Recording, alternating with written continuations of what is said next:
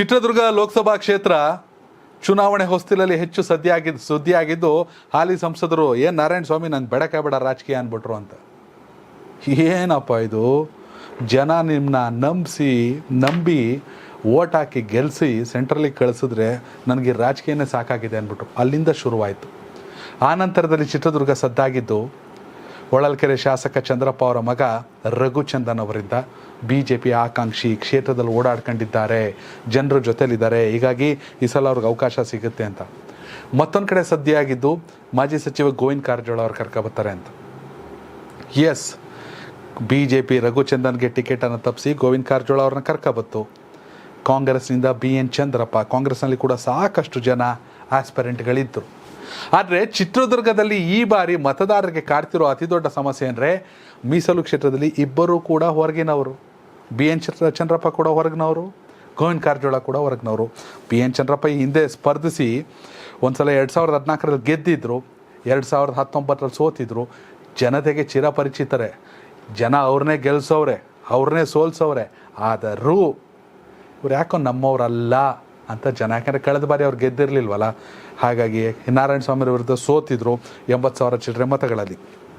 ಹೀಗಾಗಿ ಹೊರಗಿನವರು ಬೇಡ ಅಂದರೂ ಎರಡೂ ಪಕ್ಷದವರು ಹೊರಗಿನವ್ರನ್ನೇ ಅಭ್ಯರ್ಥಿಯನ್ನು ಘೋಷಿಸಿದೆ.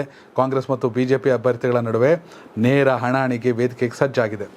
ಚಿತ್ರದುರ್ಗ ಜಿಲ್ಲೆಯಲ್ಲಿ 6 ಚಿತ್ರದುರ್ಗ ಜಿಲ್ಲೆಗೆ ಸಂಬಂಧಪಟ್ಟ ತಾಲೂಕುಗಳು, ಜೊತೆಗೆ ಆ ಲೋಕಸಭಾ ಕ್ಷೇತ್ರದಲ್ಲಿ ಬರುತ್ತೆ ತುಮಕೂರಿನ 2 ಕ್ಷೇತ್ರಗಳು. ಒಟ್ಟು ಮೊಳಕಾಲ್ಮೂರು, ಚಳ್ಳಕೆರೆ, ಚಿತ್ರದುರ್ಗ, ಹಿರಿಯೂರು, ಹೊಸದುರ್ಗ, ಜೊತೆಗೆ ಶಿರಾ, ಪಾವಗಡ, ಈ ಎಲ್ಲ ಕ್ಷೇತ್ರಗಳು ಬರುತ್ತೆ. ಹೊಳಲ್ಕೆರೆ ಬರುತ್ತೆ.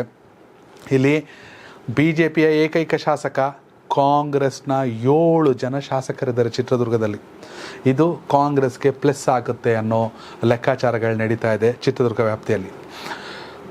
ರಘುಚಂದನ್ಗೆ ಟಿಕೆಟ್ ಮಿಸ್ ಆಯಿತು ಅನ್ನೋ ಸಂದರ್ಭದಲ್ಲಿ ಬಂಡಾಯದ ಮಾತುಗಳು ಕೇಳಬಂದಿತ್ತು. ಆದರೆ BS ಯಡಿಯೂರಪ್ಪ ಅವರೇ ಅದನ್ನು ಬಗೆಹರಿಸೋ ಕೆಲಸವನ್ನು ಮಾಡಿದ್ರು.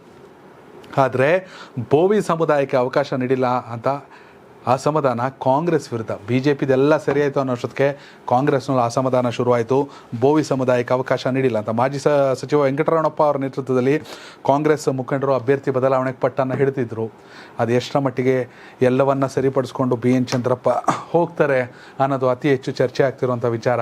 ಒಂದು ಕಡೆ ಗೋವಿಂದ ಕಾರಜೋಳ, ಮತ್ತೊಂದು ಕಡೆ BN ಚಂದ್ರಪ್ಪ, ಇವರಿಬ್ಬರ ಅಖಾಡದಿಂದಾಗಿ ಈ ಬಾರಿ ಕೋಟೆನಾಡು ಚಿತ್ರದುರ್ಗ ಸಾಕಷ್ಟು ಕುತೂಹಲವನ್ನು ಕೆರಳಿಸಿದೆ. BJPಗೆ ಏಕೈಕ ಶಾಸಕರ ಬೆಂಬಲ, ಅವರು ಕೂಡ ಮಗಂಗೆ ಟಿಕೆಟ್ ಸಿಕ್ಕಿಲ್ಲ ಅಂತ ಬೇಸರಗೊಂಡು ಸೈಲೆಂಟ್ ಆಗವ್ರೆ. ಅದು ಎಷ್ಟರ ಮಟ್ಟಿಗೆ ಕೆಲಸ ಮಾಡ್ತಾರೆ ಪಾರ್ಟಿಗಾಗಿ ಅನ್ನೋದು ಕೂಡ ಪ್ರಶ್ನೆ.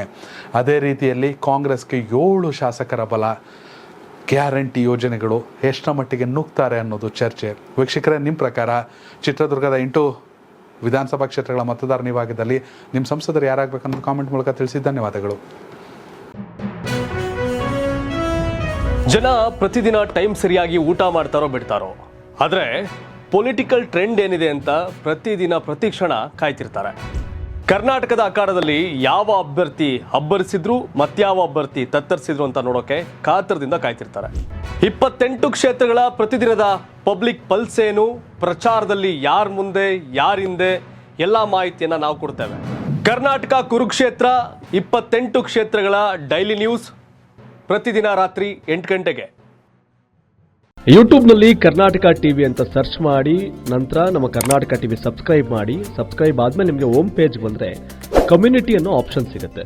ಈ ಕಮ್ಯುನಿಟಿ ಆಪ್ಷನ್ ಕ್ಲಿಕ್ ಮಾಡಿದ್ರೆ ನಿಮ್ಮ ಕೆಳಗಡೆ 28 ಲೋಕಸಭಾ ಕ್ಷೇತ್ರಗಳ ಒಂದು ಪೋಲ್ ಕ್ರಿಯೇಟ್ ಮಾಡಲಾಗಿದೆ. ನೀವು ಹೋಗಿ 28 ಕ್ಷೇತ್ರಗಳಲ್ಲಿ ಯಾರು ಗೆಲ್ತಾರೆ, ಯಾರು ಗೆಲ್ಲಬೇಕು, ನಿಮ್ಮ ಸಪೋರ್ಟ್ ಯಾರಿಗೆ ಅಂತ ಅಲ್ಲಿ ನೀವು ಕ್ಲಿಕ್ ಮಾಡ್ಬೋದು, ಅಂದರೆ ವೋಟ್ ಮಾಡ್ಬೋದು. ಇಲ್ಲೇನು ವೋಟಿಂಗ್ ಆಗುತ್ತೆ ನಾವು ಪ್ರತಿದಿನ ನಾವು ನ್ಯೂಸಲ್ಲಿ ನಿಮಗೆ ಅಪ್ಡೇಟ್ ಮಾಡ್ತಿರ್ತೀವಿ. ಇದು ಮತದಾನದ ದಿನದವರೆಗೂ ಕೂಡ ಈ ಪೋಲಿಂಗ್ ಓಪನ್ ಇರುತ್ತೆ.